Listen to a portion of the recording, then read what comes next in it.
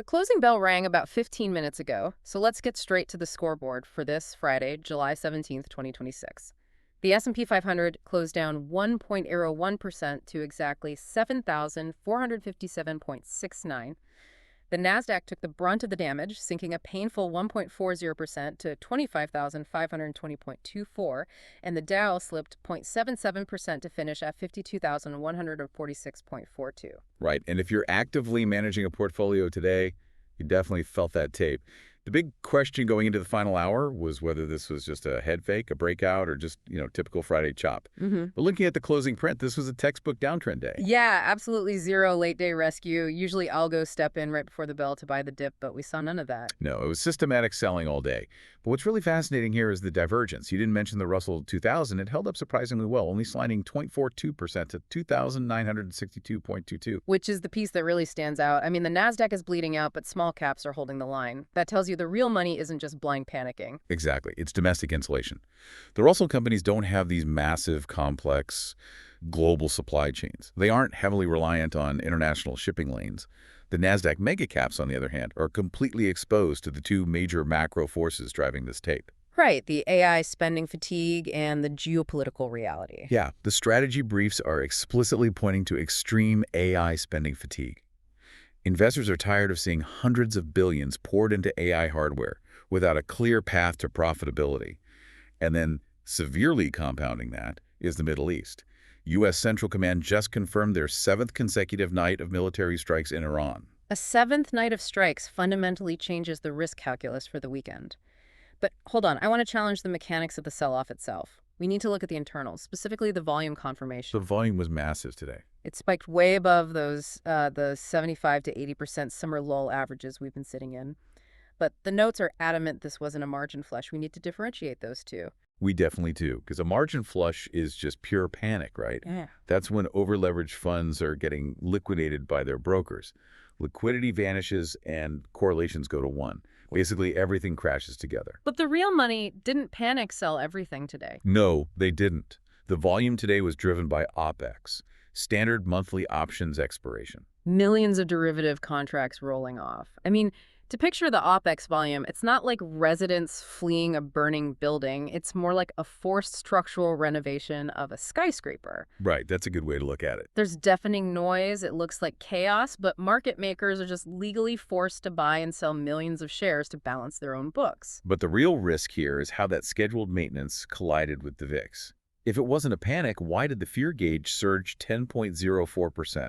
It closed at 18.41, hit an intraday high of 19.50. That's where I get stuck. High volume, VIX spiking, but no margin flush. How does that coexist? Because the VIX is just a mathematical derivative of option premiums. Going into a weekend with active strikes in Iran, institutional managers realized they were totally naked. So they flooded the market buying put options for downside insurance. Which instantly drives up the cost of that insurance. Exactly. It's not a panic meter. It's the price of risk management going up. They aren't fleeing to cash. They're aggressively rotating. They faded the high beta AI growth rally and just parked those profits in defensive, yield-sensitive sectors. The great sector migration. And the contrast in the closing prints is staggering. Technology, the XLK, plummeted 2.24%. But consumer staples, XLP, surged 2.80%. Healthcare climbed 2.22%. Value just beat growth across the board today. But wait, I want to tie that defensive rotation to the macro data. The notes link this to the cooling June PPI. This isn't just safety, it's a mechanical yield play front-running the Fed, right? Absolutely a yield play. With wholesale inflation cooling, the bond market is basically screaming that the Fed has to pause. When rates drop, cash isn't attractive anymore, so funds rotate into equities that pay reliable dividends. Toothpaste, pharma. Yeah, companies that actually print cash. But energy was also completely green today. WTI crude spiked 4.14% to $81.52 a barrel. Brent settled at $88.10. Which takes us straight back to the Persian Gulf shipping risks. Right. Roughly 20% of global oil transits the Strait of Hormuz. So buying energy stocks today wasn't about underlying fundamentals. It was a direct geopolitical hedge. If a wider conflict breaks out and the market gaps down on Monday, that crude oil position spikes and offsets the drag on the portfolio. So capital is actively fleeing tech, to buy this body armor. And that brings us to the tech titans themselves because they really drag the broader market down today. I mean, Apple temporarily dethroned NVIDIA for the most valuable company after NVDA dropped 2.2%. The late-day algorithmic flows did help NVIDIA barely scrape back ahead into the close. But the volatility in semiconductors was just brutal. Look at Micron, ticker MU. Yeah, the intraday swings there were wild. It opened weak, dropped 5.8%, ripped up 3.2%, and then gravity took over and it closed down 0.5%. How does a fundamentally sound semi-stock whipsaw 9% in a single session with no new company data? Because the largest institutional models are violently disagreeing on the memory chip cycle. Half the street says AI ensures years of demand. The other half says we've hit peak capex. When billions of dollars fight over forward earnings estimates, you get a 9% chop. Well, if Micron was a tug-of-war, Netflix was just an outright slaughter. I'm looking at their institutional repricing, and it's, 141 million shares traded. That's 218% above their average daily volume. Yeah. It plunged as much as 10.8% into the mid-60s intraday before finally closing down 7.26% at 68.95. And this wasn't macro, this was self-inflicted. Mostly the Q3 revenue guidance miss. Partially, yes. But the strategy briefs highlight something way more structural. Management spooked Wall Street by announcing they're going to limit viewership data disclosure. Pulling back on transparency. Right. And that triggers a punitive mechanical response. Risk models need inputs, subscriber growth, engagement. If a company suddenly hides that data, the models literally break. So analysts are forced to increase the discount rate they apply to future earnings. Exactly. Which instantly lowers the fair value of the stock. Institutions don't wait around to see if hidden data is actually good or bad. They shoot first, dump the stock, and reallocate. Which feeds perfectly into the existential threat hanging over this entire market right now. Think about the U.S. hyperscalers. They are spending hundreds of billions on proprietary AI infrastructure. The largest capex cycle in tech history. Right. It's like building an incredibly expensive private toll road, assuming you can charge enterprise clients whatever you want.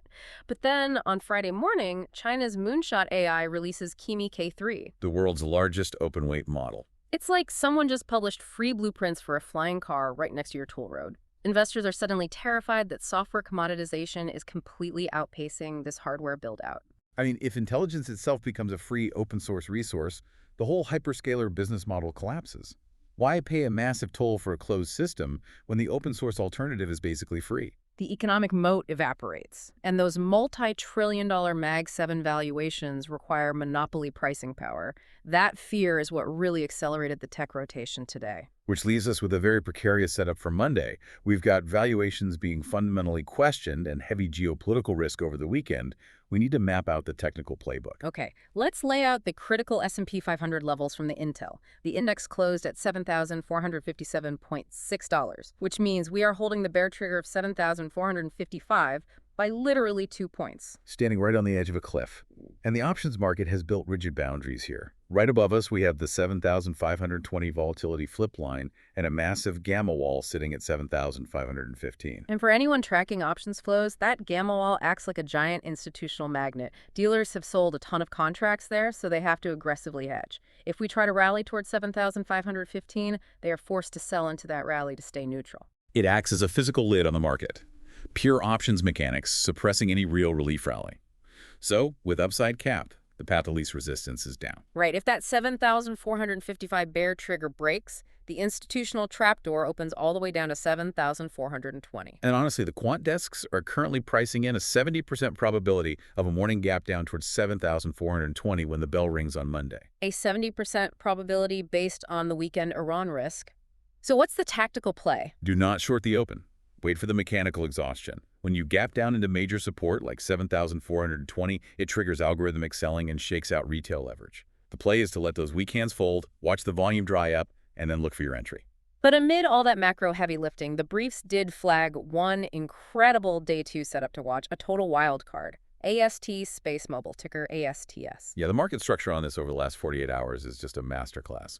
It was wildly volatile. Thursday, ASTS gets crushed 17% on a $1 billion convertible note offering.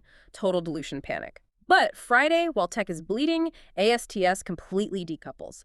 Massive key reversal, closing up 7.8% right near its highs at 58.45 to 59.83. Well, to understand that reversal, you have to look at the convertible arbitrage mechanics. When they issued that debt Thursday, hedge funds bought the notes and mechanically shorted the underlying stock to hedge. So the crash wasn't fundamental panic, it was mechanical shorting. Exactly. But on Friday, fundamental analysts stepped in and overwhelmed that downward pressure.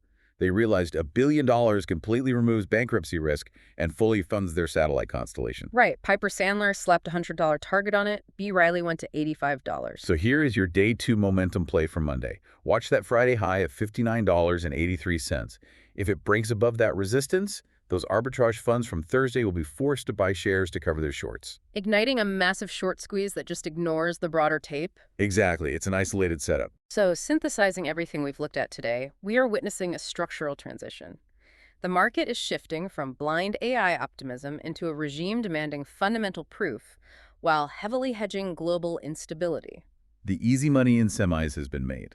The tape is dictating terms based on geopolitical reality and a mechanical thirst for defensive yield. So, for your Monday morning playbook, watch the crude oil divergence. If the market sells off but WTI spikes past $82, that is your real-time geopolitical fear gauge flashing red.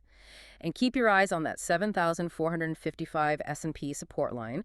If it snaps, look for the trapdoor to 7,420 and wait for the algos to exhaust themselves. And I'll leave you with a lingering thought for the weekend. Building on what we discussed earlier, we just saw how a single, free, open-source AI model from overseas could ripple through the U.S. market and kneecap multi-trillion-dollar valuations in one afternoon. It's staggering when you really think about it. It is. So if software is already becoming a free commoditized resource this quickly, what happens to global markets when open-source AI becomes capable of autonomously designing its own hardware? Are we actually pricing in the speed at which intelligence itself is becoming completely free? That, my friend, is the multi-trillion-dollar question.